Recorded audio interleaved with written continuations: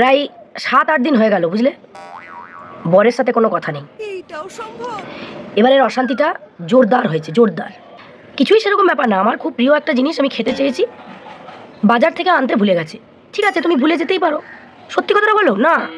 বলছি কি, বাজারে লোকটাই আসেনি নাকি, বসেইনি। সারা বাজার নাকি তন্ন তন্ন করে খুঁজেছে, ওই লোকটাই নাকি সেদিনকে আসেনি।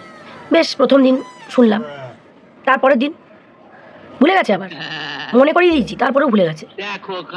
এসে বলছে কি যে ওই লোকটা মানে খুব অসুস্থ। চিন্তা করো, লোকটা অসুস্থ, লোকটাকে অসুস্থ বানিয়ে দিয়েছে। বিকেলে আমি বাজার গেছি, দেখছি না ওই লোকটা যে জায়গায় বসে সেই জায়গাতেই বসেছে। আর মানে পড়বি পড় আমার চোখে। ঘরে এসে একেবারে দুন্দুমার চলছে, বুঝলি? সেই 7-8 দিন হয়ে গেল, দুন্দুমার অশান্তি হলো, তর্ক বিতর্ক যুক্তি অনেক কিছু হলো। ব্যাস, আমি আর কথা বলিনি। 7-8 দিন হয়ে গেছে, কোনো কথা নেই।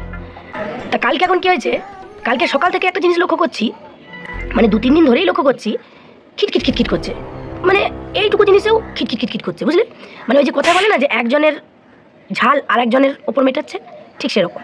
আমি তাও কোনো পাতা টাতা দিইনি, কথা তো বলিনি, বাদ দাও। আমি আমার যেটা দায়িত্ব সেটা করছি, ও খেতে দিচ্ছি দিচ্ছি, ব্যাস, তারপর নিজের মতো। কালকে এখন আমার কাছে এসে বলছে যে দেখো 7-8 দিন হয়ে গেল, তুমি কথা টথা বলছো না, হ্যাঁ ভালো লাগছে না। আমার কেন? তখন বলছে না দেখো আমার রাতে ঘুম হচ্ছে না, আমি একটা কেমন বদমেজাজি খিটখিটে হয়ে যাচ্ছি, তাই নাকি? আর আমার প্রেশার বেড়ে যাচ্ছে এই করে করে। তুমি কথা বলো, আর একটা জিনিস বলো যে এর থেকে বাঁচার কি উপায়? আমি বললাম মানে?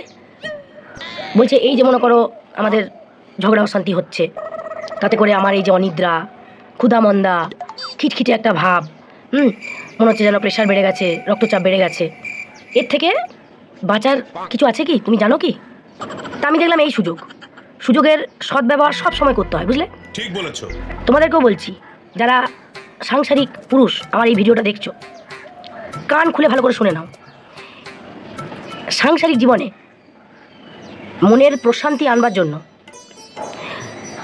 অনিদ্রা, ক্ষুধামন্দা, রক্তচাপ বৃদ্ধি, খিটখিটে মেজাজ, এইগুলো দূর করবার জন্য, মানে একেবারে নির্মূল, জীবন থেকে নির্মূল করে দেওয়ার জন্য একটা যোগাসন আছে।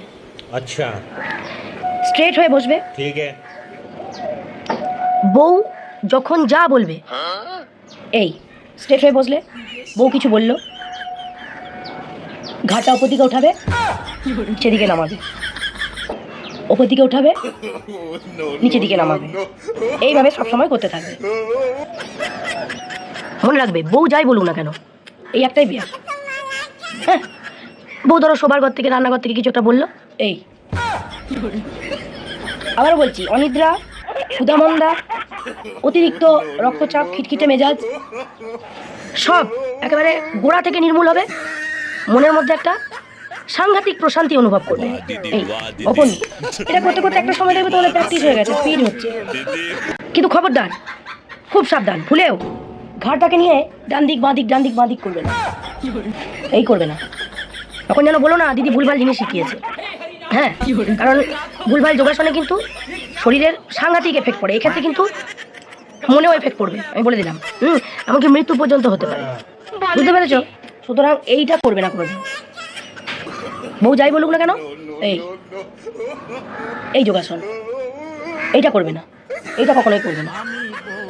মনে থাকবে তো? চলো আজকে এটুকুই। আরে হাসছো কেন?